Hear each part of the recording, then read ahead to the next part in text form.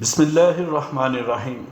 السلام علیکم ناظرین، ایک نئی ویڈیو کے ساتھ آپ کی خدمت میں حاضر ہیں۔ ناظرین کرام، 10ویں صدی عیسوی کا واقعہ ہے۔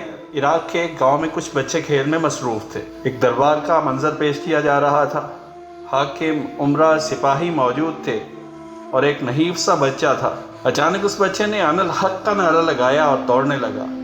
سپاہی اسے پکڑنے کے لیے بھاگے، مگر خدا معلوم اس بچے میں یہ طاقت کہاں سے آ گئی کہ وہ کسی کے ہاتھ ہی نہ آ رہا تھا۔ نہ جانے کون سی طاقت تھی کہ بچہ ہوا میں اڑتا معلوم ہوتا تھا۔ کھیل ختم ہونے کے بعد بچے نے بتایا کہ ان الحق کہنے کے بعد اس میں نامعلوم کون سی طاقت آ گئی تھی کہ اسے خود محسوس ہوتا تھا گویا وہ ہوا میں اڑ رہا ہو۔ کھیل کے دوران بچہ حسین ابن منصور حلاج کا کردار ادا کر رہا تھا۔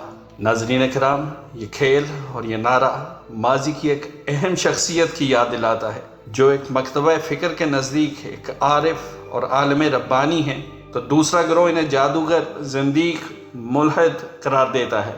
یہ شخصیت ہے حسین ابن منصور حلاج کی۔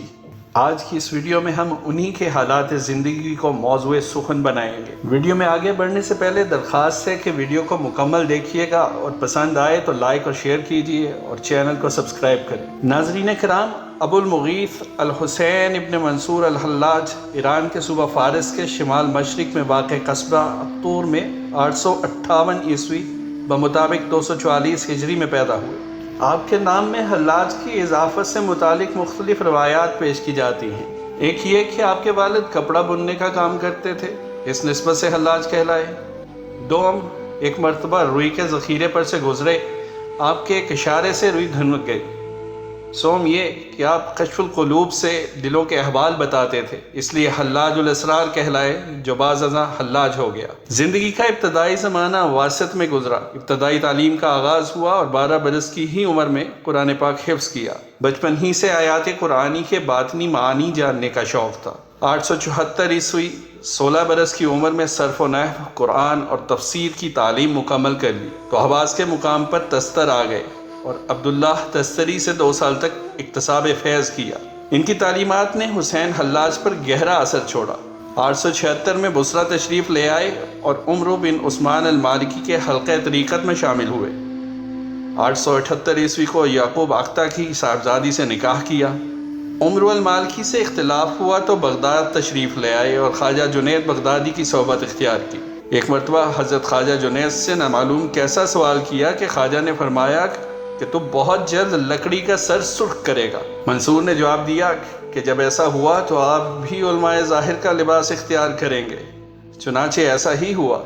چنانچہ بیان کیا گیا ہے کہ جس وقت علماء نے متفقہ طور پر حسین منصور کو قابل گردن زدنی ہونے کا فتویٰ دیا تو خلیفہ وقت نے کہا کہ جب تک حضرت جنید فتوے پر دستخط نہ کریں گے منصور کو پھانسی نہیں دے سکتا۔ اور جب یہ اطلاع حضرت جنید کو پہنچی تو آپ نے مدرسہ جا کر پہلے علماء ظاہر کا لباس زیر بے تن کیا، اس کے بعد یہ فتویٰ دیا کہ ہم ظاہر کے اعتبار سے منصور کو سولی پر چڑھانے کا فتویٰ صادر کرتے ہیں۔ بغداد سے تستر تشریف لائے تو ارادت مندوں کی بڑی جماعت میسر آئی۔ علماء ظاہر کو خاطر میں نہ لاتے تھے، اسی لیے مخالفت کا شکار رہے اور ستائے جاتے رہے۔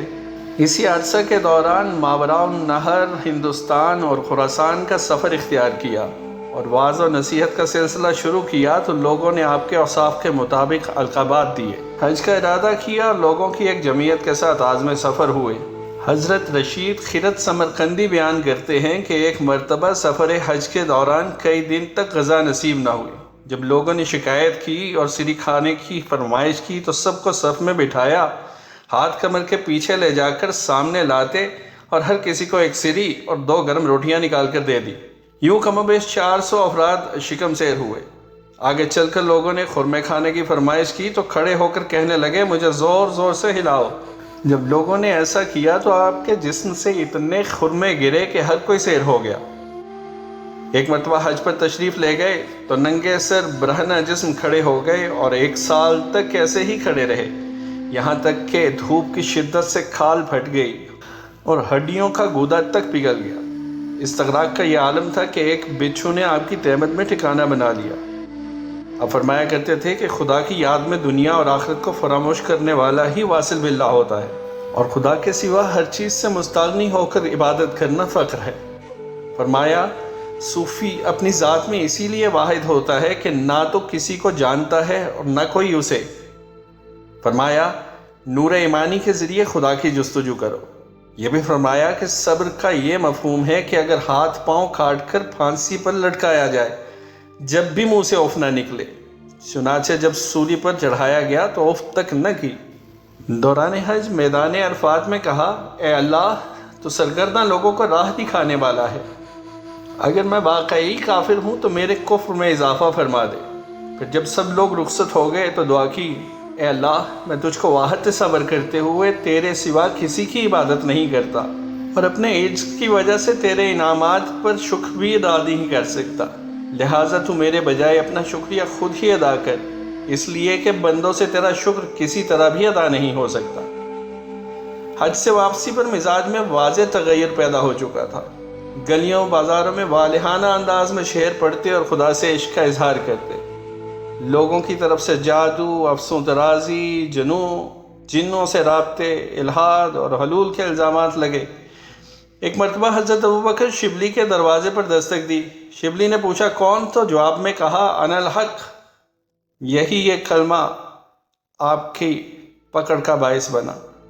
913 میں گرفتار کر لیا گیا اور 9 برس تک نظر بند رکھا گیا۔ اسی نظر بندی کے دوران کتاب التواسین مکمل کی۔ آخر ایک بااثر وزیر حامد العباس کی ایما پر مقدمہ چلایا گیا۔ قاضی ابو عمر ابن یوسف نے علماء سے فتویٰ لیا اور حکم جاری کیا کہ تمہارا خون بہانا جائز ہے۔ کہا جاتا ہے کہ جس دن گرفتار کیا گیا تو رات کو لوگوں نے دیکھا تو آپ وہاں تھے ہی نہیں، اور دوسری شب نہ قید خانہ تھا نہ آپ، اور تیسری شب میں دونوں موجود تھے۔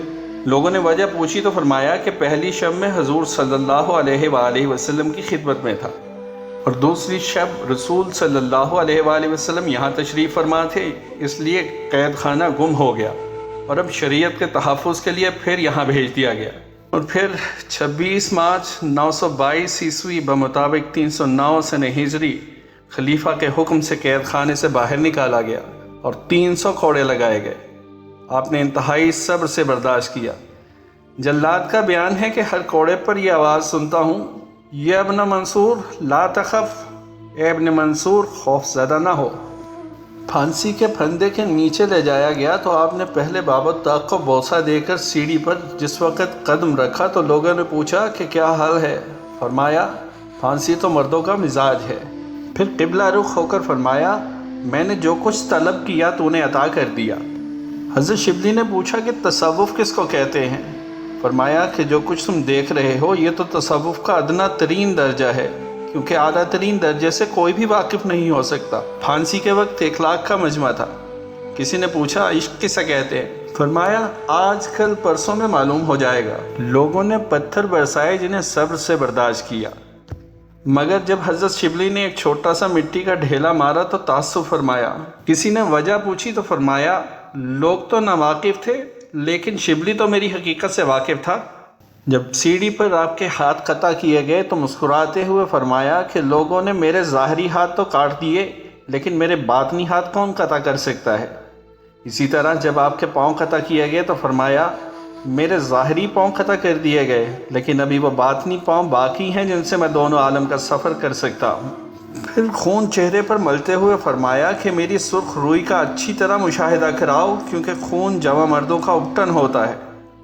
پھر خون سے لبریز ہاتھوں کو کوہنیوں تک پھیرتے ہوئے فرمایا کہ میں نماز عشق کے لیے وضو کر رہا ہوں، کیونکہ نماز عشق کے لیے خون سے وضو کیا جاتا ہے۔ پھر جب آنکھیں نکال کر زبان قطع کرنے کا قصد کیا تو فرمایا کہ مجھے ایک بات کہہ لینے کی مہلت دے دو۔ پھر فرمایا اے اللہ میرے ہاتھ تیرے راستے میں قطع کر دیے گئے، آنکھیں نکال لی گئیں اور اب سر بھی کاٹ دیا جائے گا، لیکن میں تیرا شکر ادا کرتا ہوں کہ تو نے مجھے ثابت قدم رکھا۔ میں تجھ سے التجا کرتا ہوں کہ ان لوگوں کو بھی وہ دولت عطا فرما جو تو نے مجھے عطا کی ہے۔ قصہ مختصر، آنکھیں نکالی گئیں، زبان کاٹی گئی اور آخر سر دھڑ سے جدا کر دیا گیا۔ سننے والوں نے سنا کہ ہر ٹکڑے سے ان الحق کا ورد جاری تھا۔ خلیفہ ابو الفضل جعفر بن احمد المعتضد کو خبر ہوئی تو حکم دیا کہ جسد خاکی کو جلا دیا جائے تاکہ کہیں کوئی اور فتنہ برپا نہ ہو جائے۔ کہا جاتا ہے کہ جب راکھ کو دجلہ میں پھینکا گیا تو پانی میں جوش پیدا ہوا اور سطح آب پر اس میں اللہ کا نقش بن گیا۔